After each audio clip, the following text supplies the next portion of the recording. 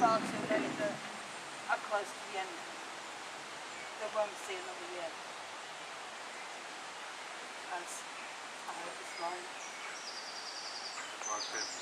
Yeah. Another minute silence for all victims and all survivors.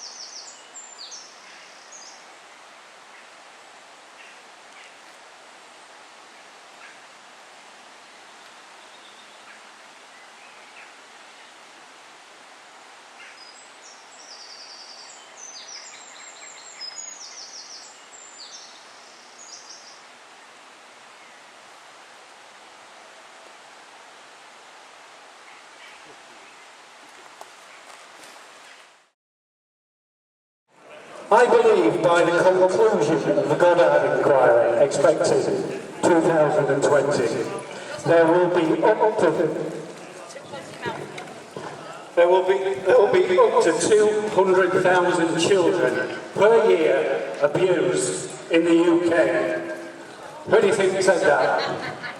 Other than me. This is Simon Bailey, ladies and gentlemen. Simon Bailey is Chief Constable of Norfolk Constabulary. He's also the head of Operation Hydrant. It was Simon Bailey that stated by the conclusion of the Goddard inquiry 2020 up to 200,000 children will be abused in the UK. Child abuse since 2012 has risen by a shocking 88%. In 2014, there were 50,000 children sexually abused in the UK. In 2015, when Simon Bailey made his statement of 200,000 children being abused in the UK, there was 70,000 children being abused. So that means, ladies and gentlemen, in order to get to Simon Bailey's figures of 200,000 children by the year 2020, that means we have in the UK 26,000, just over 26,000 children consecutively, year on year, until we get to the year 2020. At that point, ladies and gentlemen, we have Simon Bailey's figure of 200,000 children abused in the UK. But 200,000 children seems a hell of a lot. That's not near enough to your children just yet. Let's see if we can get it a little bit closer, shall we? When we nip over to the Children's Commission, and we look at Anne Longfield's statistics, OBE, Anne Longfield, it is our legal duty to protect children in England. Now, when we look at their figures, they state, ladies and gentlemen, that only 1 in 8 child receives professional attention for child abuse. 1 in 8, ladies and gentlemen. So what that means, ladies and gentlemen, is that when you put those figures together with Simon Bailey's figures, you have an estimated 1.4 million children at extreme risk of child sex abuse in the UK. Now, ladies and gentlemen, I've been going up and down the country just trying to get people to understand just how close this is to the school gates, how close this is. At the moment, ladies and gentlemen, we have 100 files going through to the Goddard inquiry a month. Child abuse in the UK has exploded since Jimmy Savile.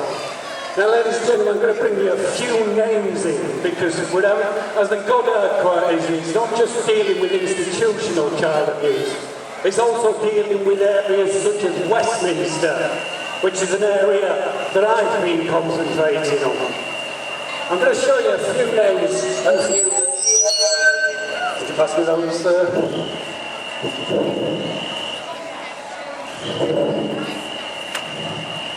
So since the Jimmy Savile saga, ladies and gentlemen, which brought in over 650 victims, we start here at Westminster. This, ladies and gentlemen, I don't know if you know him, his name's Ted Heath. He was the Prime Minister in 1970. He took, basically, us into the European Union. Although dead now, Edward Heath has got 7 police forces investigating him for child abuse. Edward Heath was a regular visitor to Holt de la Grenne, where over 200 children were abused in Jersey. He was often pictured there with Jimmy Savile.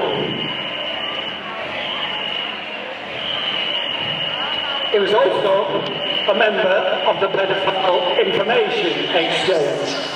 The Paedophile Information Exchange was a body of paedophiles that believed that sex with children as young as 4 years of age had no adverse effect on him. Now, Edward Heath had Margaret Thatcher as his education secretary. Now, Margaret Thatcher, ladies and gentlemen, just before you build her £30 million museum, now, Margaret Thatcher, ladies and gentlemen, she knew all about child abuse. Margaret Thatcher knew all about child abuse. I'm going to tell you how she knew all about child abuse. We're going to start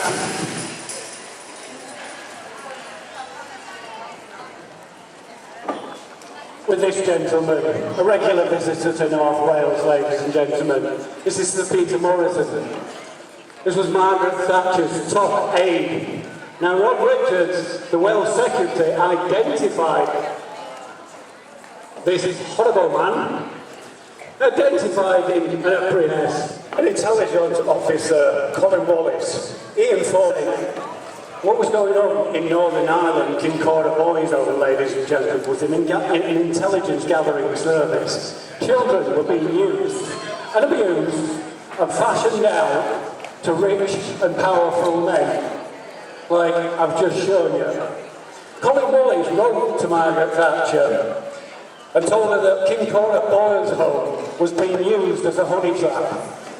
The British Secret Services were using a children's home to ensnare the rich and the powerful people of Northern Ireland. Some of these rich, powerful political people got caught with their pants down at Kincora Children's Home, ladies and gentlemen, where boys were being fashioned out to London, made-to-order children. Ladies and gentlemen, child abuse in the UK at the moment, as I said, is getting incredibly close to the statistics now, ladies and gentlemen, are 5 to 1, 6 to 1. That's the chance of your children. We need to come together on this issue.